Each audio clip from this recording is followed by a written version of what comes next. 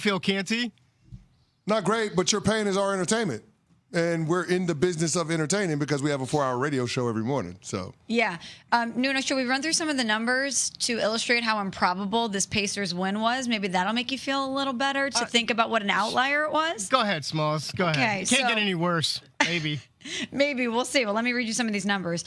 So the Knicks, when they were up 14 in the fourth quarter, their win percentage peaked at 99.8%. You are at 99.8% win probability in the fourth quarter when you're up 14 late. Seems like a good thing.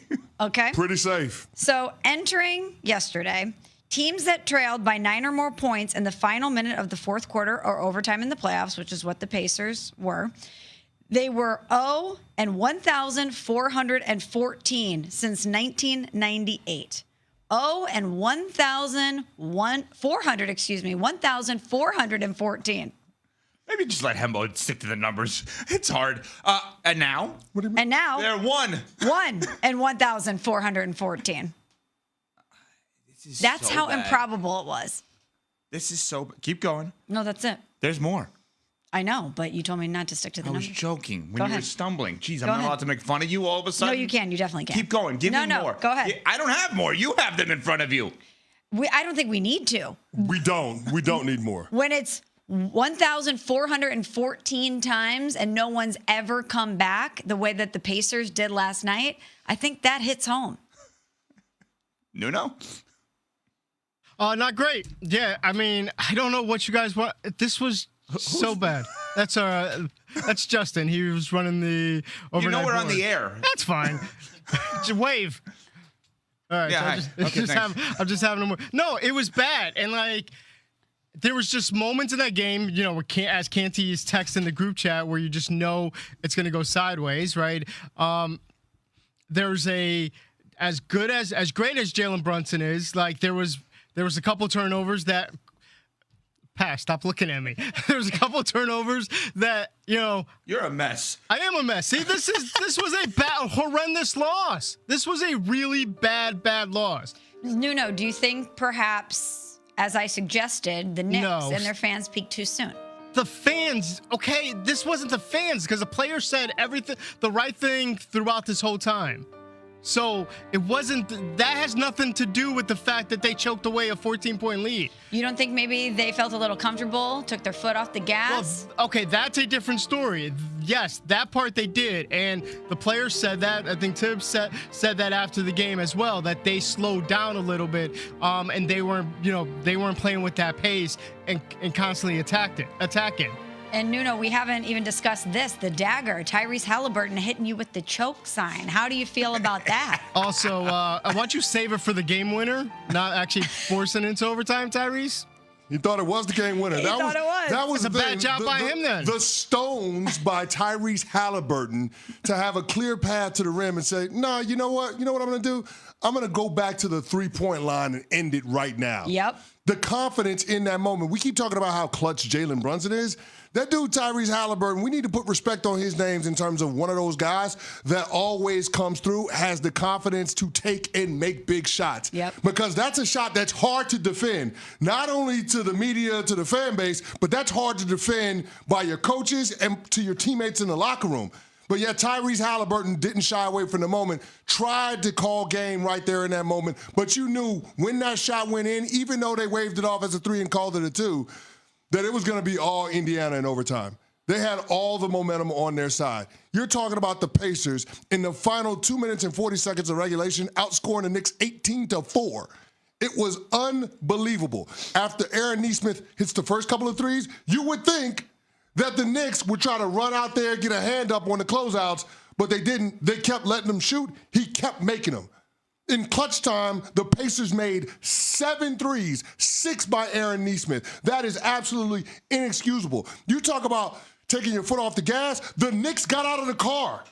It's an absolutely embarrassing performance, and it will go down as the Aaron Nesmith game, one of the greatest performances that we've seen in Madison Square Garden. Right there with Jordan's double nickel, right there with Steph Curry's 54, right there with LJ's 4-point play, right there with Willis Reed's Game 7. It is going to be the Aaron Nesmith game. That was unbelievable. I enjoyed watching every second of that game. Now, I hate it because I feel like it was a bad beat in a lot of ways. If Karl Anthony Towns and OG make those free throws at the end of the fourth quarter, maybe we're having a completely different conversation, but they didn't. The Knicks left the door open, and Indiana sprinted through it. I thought Steph and Clay were amazing last night. I mean, when Steph hit the final shot and Clay's hitting – oh, that wasn't Steph and Clay. No. That's what Halliburton and Nesmith were last night. The Halliburton play at the end, well, the end of regulation, when he did, as Smalls mentioned, the choke sign, when he's dribbling backwards, that's a Steph Curry play. Only Steph Curry is allowed to get away with that because of who he is. And Halliburton did it where it had the bounce on the back rim, Kawhi-style bounce, bounced up against the Sixers in the playoffs, and then went in. Unbelievable. And then Nesmith is Klay Thompson.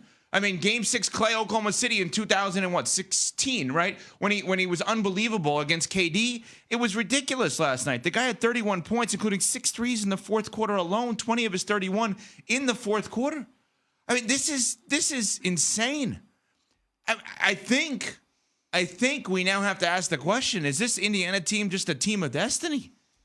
We're going team of destiny. I mean, Smalls, they've come back from 7 or more in the final minute 3 times in the playoffs this year. No one else done it ever.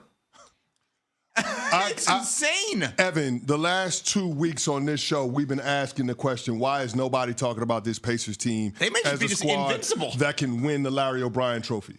Everybody was talking about how great of a story it is, the turnaround, 43-17 since January 1st, how they figured it out on the defensive end of the court. Didn't look like they played much defense last night, but needless to say, they got better in that regard. Yeah. We know that they are one of the best offensive teams, but everybody was dismissive of Indiana actually having a chance to win it all. Mm-hmm.